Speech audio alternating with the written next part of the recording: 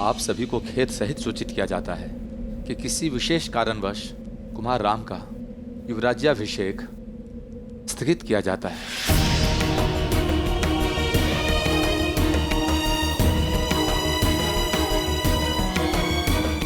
अचानक ऐसा क्या हो गया? ऐसी क्या बात है जो हम सबसे छुपाई जा रही है?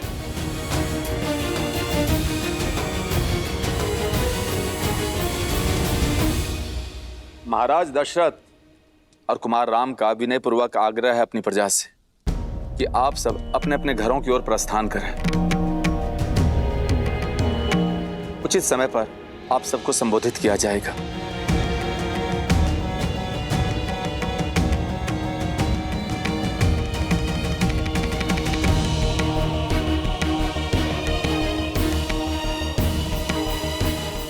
सुमंत्र जी, क्या बात है? सब ठीक तो है ना? क्यों बुलाया राम को महाराज ने? क्या हुआ है वहां? आप मौन क्यों हैं? सत्य बताइए सुमंत। कुमार राम महाराज के साथ ही हैं। उन्होंने आप सबसे निश्चिंत रहने के लिए कहा है। मैं स्वयं उनसे मिलकर आती हूँ। जी माँ, चलिए। ठहरिए।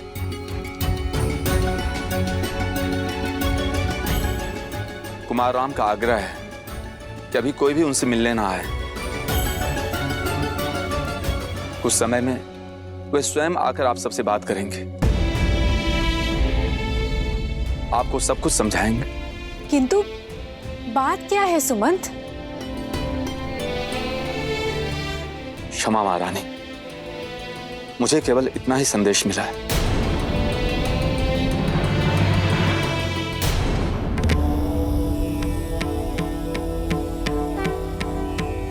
क्या सोच रही हैं देवी? यही महादेव कि जीवन ऐसा क्यों है? मनुष्य जब सुख और आनंद के शिखर पर होता है, तब दुख और विपदा की खाई इसके सामने क्यों आ जाती है? जीवन है, इसीलिए ऐसा है। हृदय की प्रत्येक धड़कन के पश्चात एक विराम आता है। प्रत्येक श्वास के पश्चात निश्वास आती है। श्रीमद् रामायण भी संसार को यही समझाती है कि यदि व्यक्ति के जीवन में कोई आपदा आती है तो वो साथ में दो अवसर भी प्रदान करती है। हार जाओ या पार जाओ। यूं समझ लीजिए देवी कि कई बार जीवन यात्रा में व्यक्ति के समक्ष मानो संकटों का एक बड़ा सा पर्वत आ खड़ा होता है। किसी प्रकार से वो उस पर्वत को पार कर लेता है तो क्या देखता है कि सामने एक अत्यंत गहरी खाई है। भरसक प्रयत्न करके वो उस खाई को पार करता है तो देखता है कि सामने पहले से भी कहीं ऊंचा एक और पर्वत खड़ा है। अब ऐसी विषम परिस्थिति में वो किस विकल्प का चुनाव करेगा, ये चयन उस मनुष्य का ही है। श्री राम के जीवन में भी ऐसी ही दुविधा आई, परंतु उन्होंने हार जाना नहीं, पार जाना चुना।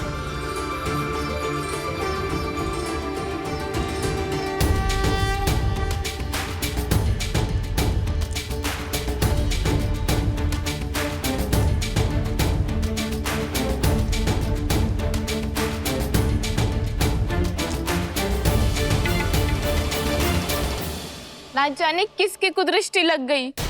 इतने उत्साहित थे हम कुमार राम के युवराजाभिषेक के लिए। कुदृष्टि लगी तो है, उतर भी जाएगी। देखना, शीघ्र ही कुमार राम के सिर पर अयोध्या का मुकुट होगा। कितनी झूठी आशाएं बांध रही हो। अरे अयोध्या का मुकुट तो क्या, अयोध्या के मिट्टी का कण भी नहीं मिलेगा तुम्हारे राम को। शुभ अवसर पर कैसी बातें कर रही हो मंत्रा काकी? हाँ, लगता है वृद्धावस्था में आपकी बुद्धि खेल रही है आपके साथ।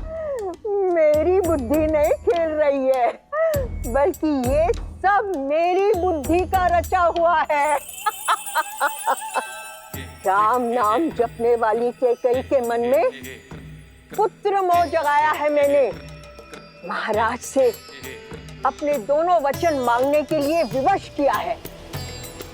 तुम सब देखना, अति शीघ्र मेरा भरत अयोध्या का पहले युवराज बनेगा और उसके बाद नरेश। और तुम्हारा वो राम है ना, वो बनेगा वनवासी। इतना बड़ा षड्यंत्र रचा तुमने। नर्क में जाओगी तुम, नर्क में जाओगी, नर्क में जाओगी तुम, नर्क में। हट! अयोध्या की प्रसन्नता को निराशा में बदल दिया है तुमने। निराशा नहीं, ये तो मेरे वर्षों की आशा है जो शीघ्र ही पूरी होगी। और अति शीघ्र भरत का सूर्य उगेगा और राम का सूर्य डूबेगा।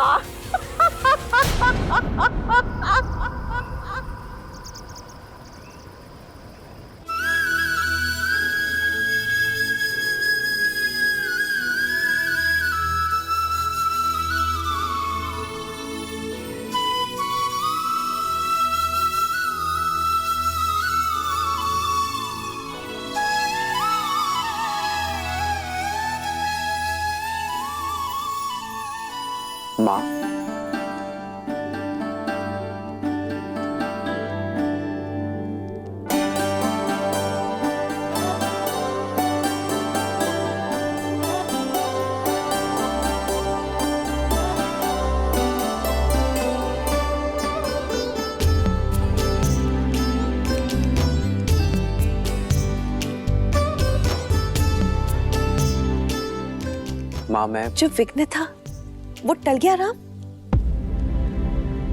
हाँ माँ,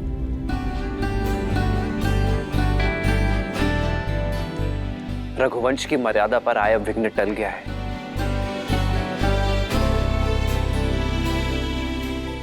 युवराज अभिषेक होगा, आपके पुत्र का ही होगा माँ।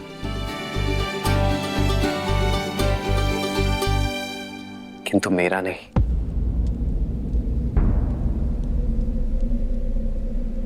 मेरे भाई भरत का होगा।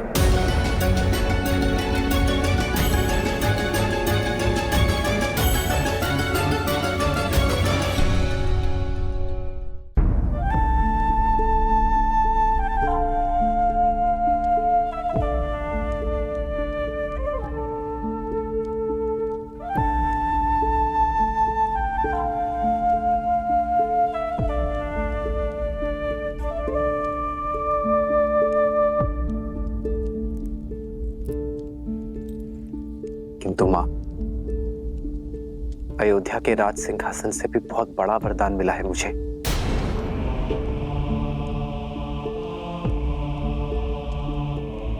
अपने पिताश्री के वचन को निभा सकने के योग्य बनने का वरदान।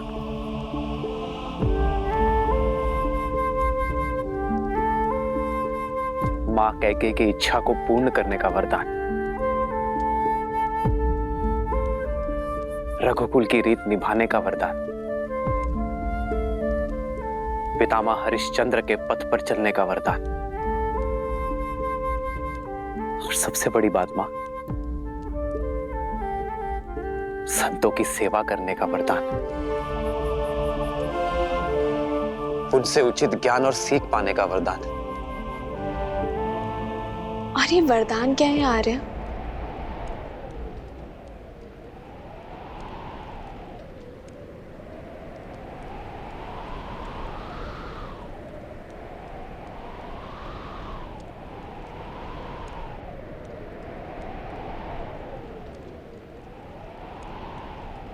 चौदह वर्ष का वनवास। 14 वर्ष का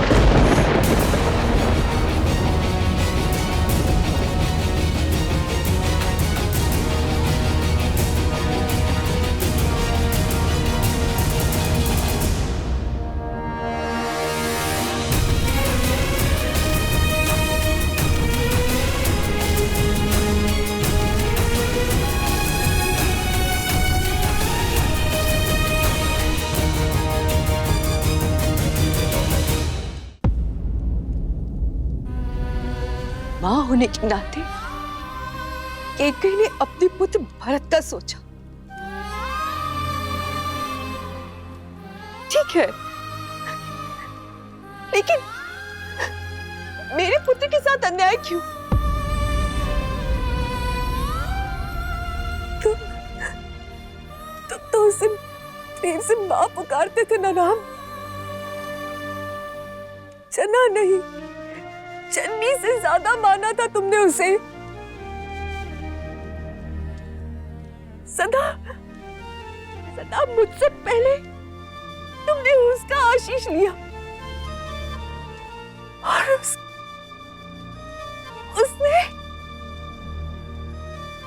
ये अभिशाप दिया। इतिहास कभी क्षमा नहीं करेगा उसे, ना मैं कभी क्षमा करूंगी। मैं नारायण से प्रार्थना करूंगी। नहीं,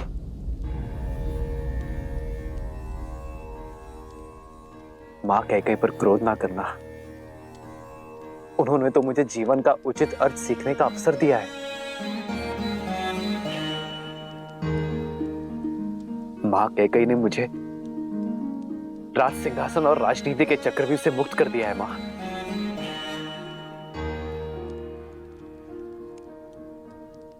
मेरा भरत, मेरा प्रिय भरत अब राजा बनेगा। मेरे सारे दायित्व, राजमुकुट का बोझ अब भरत संभालेगा। मां,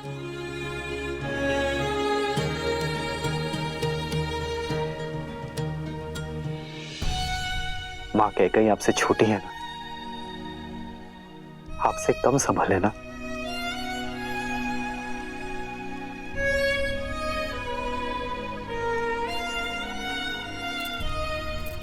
सब वरदान तो पा चुके हो राम,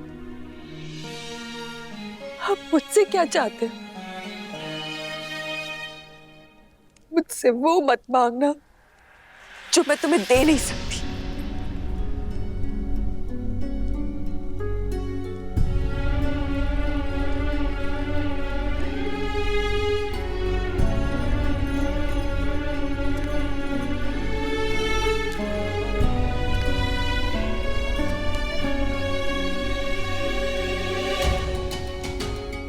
मैं वही मांगने आया हूं मां, जो आप मुझे नहीं देना चाहती।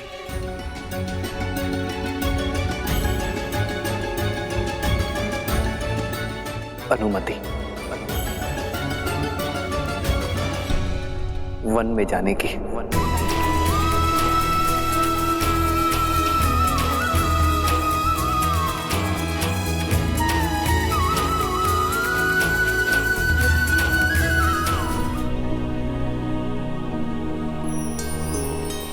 सत्य कहा आपने आर्य। वनवास जाने का आदेश केवल श्री राम को है, रे श्री राम को। पर ऐसे में यदि आप अपना आधा भाग यहाँ अयोध्या में छोड़कर चले जाएंगे, फिर आप रघुकुल की मर्यादा कैसे निभाएंगे आर्य? प्रारब्ध से बड़ा संबंध वो है जिसमें हम जुड़े हैं आर्य। यदि मैं शरीर हूं तो आप आत्मा है, और ऐसे में हम भिन्न भिन्न कैसे रह सकते हैं आर्य?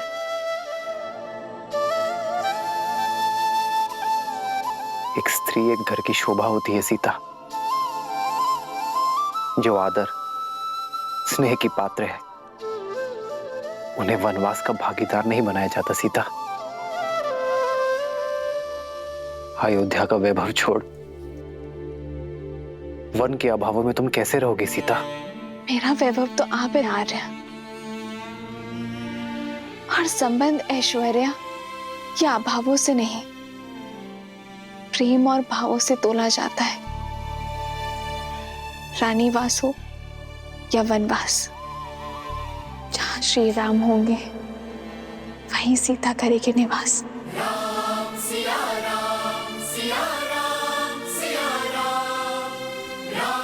इस मार्ग के हर पग में तुम्हें दुख के कांटे मिलेंगे सीता।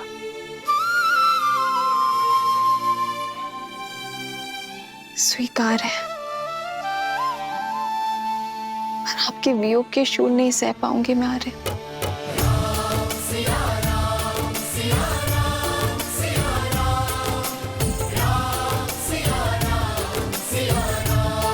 किंतु मिथिला नरेश को मैंने वचन दिया था सीता कि उनकी पुत्री को सदा सुरक्षित रखूंगा। माता सुनैना को भी आश्वस्त किया था मैंने कि उनकी पुत्री को कभी दुख नहीं दूंगा। अगर तुम्हें वनवास ले गया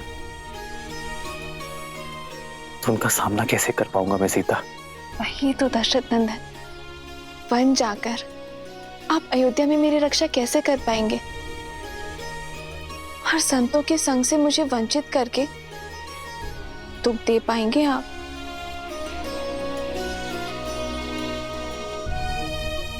कहीं आप स्वार्थी तो नहीं हो गए हैं? वन की सुंदरता, ऋषियों के सत्संग से मुझे वंचित करके स्वयं सारा सुख भोग लेना चाहते हैं। आप अपना वचन पूरा करें, ये गर्व है मेरे लिए। लेकिन आर्य, मैंने भी वचन दिए हैं, माता पिता को वचन दिए हैं कि मैं सदा मिथिला के संस्कारों को निभाऊंगी। अग्नि को साक्षी मानकर वचन दिया है कि मैं सदा आपकी परछाई बनकर रहूंगी। मैं जनक नंदिनी सीता वचन देती हूँ कि मैं आपका हाथ कभी नहीं छोड़ूंगी। धर्म के पथ पर आपका हाथ थामे आगे बढ़ूंगी। यदि कभी आपके धर्म पर या आप पर कोई संकट आया, आपकी रक्षा के लिए मैं अपने प्राण देने से पीछे नहीं हटूंगी। हम सुख में दुख में सदा एक दूसरे के साथ रहेंगे। आप अयोध्या की गरिमा और रघुकुल की मर्यादा के लिए वनवास जा रहे हैं ना? और मैं भी तो रघुवंश का एक भाग हूं ना। सोचिए आर्य, जब इतिहास कहेगा कि रघुकुल की कुल वधू ने महल के सुख के लिए अपने पति का साथ छोड़ दिया,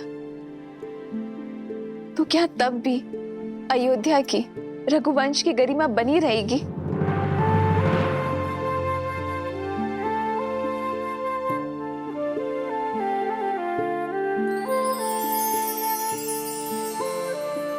निरुत्तर कर दिया तुमने मुझे सीता कि तो जहां हम जा रहे हैं वो कोई वन नहीं है, वो वन है। यदि हम दोनों साथ होंगे तो मेरे लिए वन भी उपवन हो जाएगा। आप ही ने तो कहा था ना कि इस संबंध में हम दोनों बराबर होंगे, पद में, सम्मान में, अधिकार में।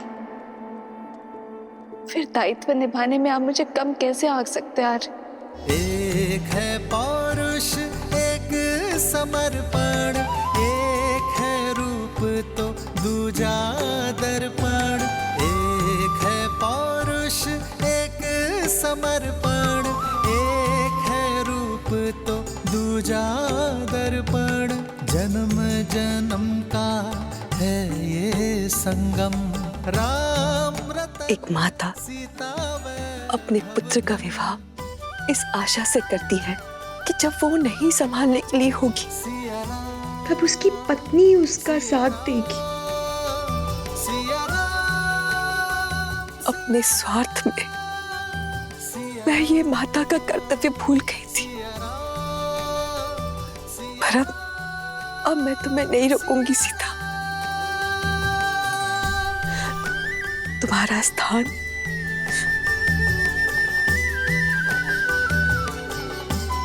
मेरे राम के साथ ही है।